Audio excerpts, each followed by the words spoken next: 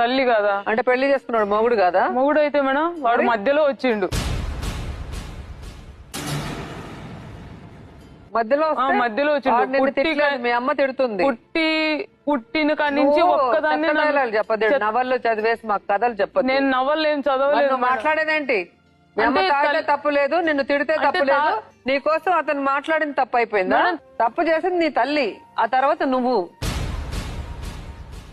ప్రతి మొగుడు కోరుకునేది తన భర్తతో తన భార్యతో సంతోషంగా 10 నిమిషాలు మాట్లాడాలి, తన భార్యతో కలిసి టీవీ చూడాలి, తన భార్యతో కలిసి ప్రశాంతంగా తను ఎంజాయ్ చేయాలనుకుంటాడు. అంతేగాని బయట వేసేసి మీ అమ్మ లోపల పడుకొని ఉంటే పంచలో ఉండాలనుకుంటాడా?